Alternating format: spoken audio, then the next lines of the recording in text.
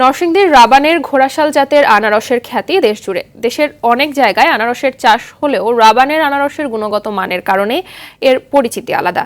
তাই আকারে ছোট হলেও এসব আনারসের দাম তুলনামূলক বেশি।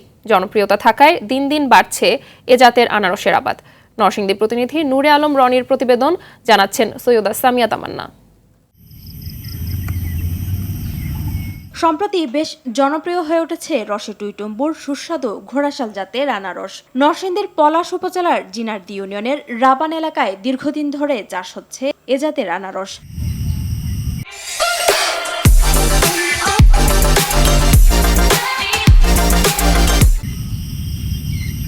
স্থানীয় কৃষি বিভাগ বলছে, এবছর পলাশ উপজেলায় 145 হেক্টর জমিতে আনারস চাষ হয়েছে। এর মধ্যে রাবান এলাকার 101 হেক্টর জমিতে চাষ হয়েছে শুধু ঘোড়াশাল জাতের আনারস। মাটির গুণগত মান ভালো হওয়ায় এলাকাটির প্রতিটি বাড়ির আঙিনায় আছে ছোট বড় আনারসের বাগান। এটার স্বাদ এতটাই মিষ্টি, এতটাই ভালো যে আসলে অন্য কোনো আনারসের মধ্যে এই জিনিসটা পাওয়া যায় না। এই আনারসের মতো স্বাদ আসলে বাংলাদেশে যে কোনো আনারসের সাথে মিলবে না। এটা আলাদা আলাদা মজা। কিন্তু রাবান আনারস দেখছি আমি 5টা 6টা এক জায়গায় বসে 7টা 8টা 10টা আনারস খাই বলছি। জনপ্রিয় এই আনারস বিভিন্ন জেলায় বিক্রির পাশাপাশি বিদেশেও রপ্তানি হয়। সারা দেশে যায়, তারপর আপনার দেশ বলতে দেশের বাইরেও যায় এই আনারসটা। বাইরে কিন্তু ঘোড়াশাল রুচি নেই, কিন্তু রাবান আইলে যেমন রাবান কয় আর কি। এই রাবান বাজারে বিক্রি করে